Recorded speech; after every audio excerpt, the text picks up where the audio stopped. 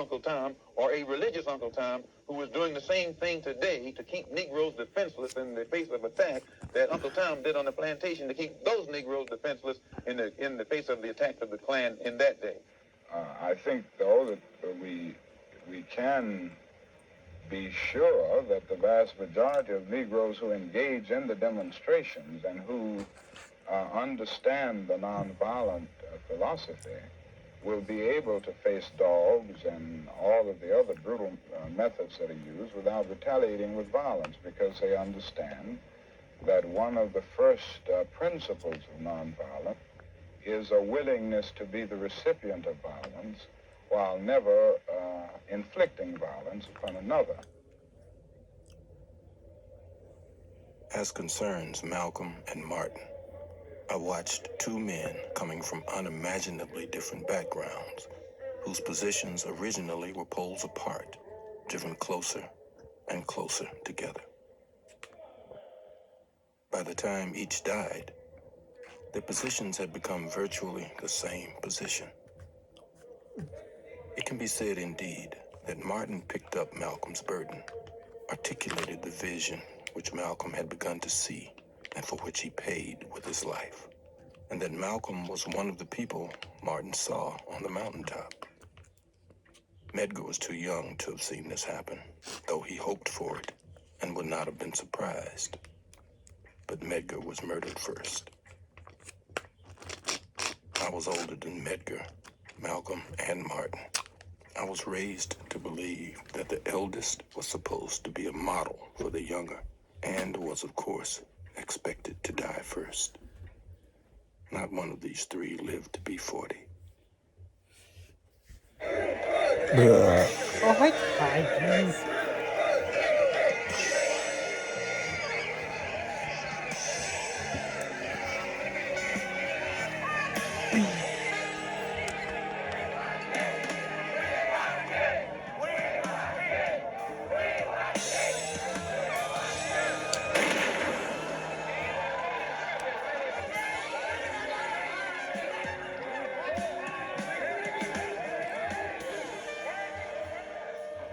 We need an organization that no one downtown loves. We need one that's ready and willing to take action, any kind of action, by any means necessary. When Malcolm talks, or one of the Muslim ministers talk, they articulate for all the Negro people who hear them, who listen to them, they articulate their suffering. The suffering which has been in this country so long denied. That's Malcolm's great authority over any of his audiences. He corroborates their reality. He tells them that they really exist, you know?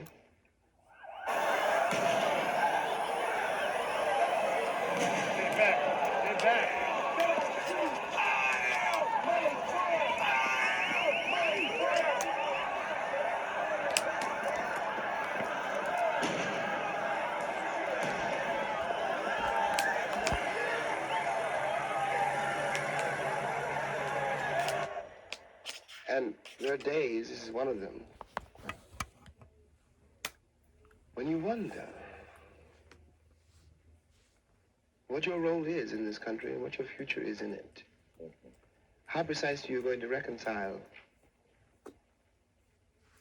yourself to your situation here, and how you're going to communicate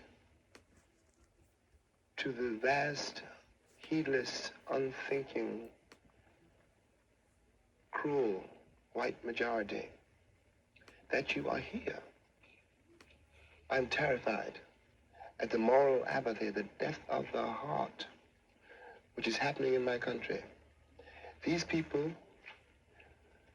have deluded themselves for so long that they really don't think I'm human. I base this on their conduct, not on what they say.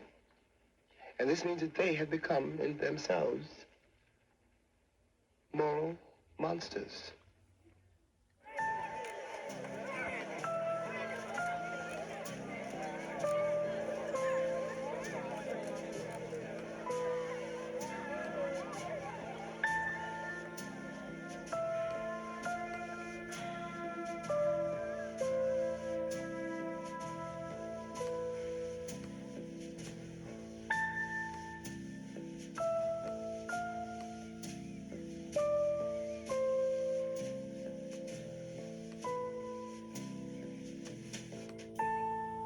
most of the white Americans I've ever encountered, really, had a Negro friend or a Negro maid or somebody in high school, but they never, or rarely, after school was over or whatever, came to my kitchen.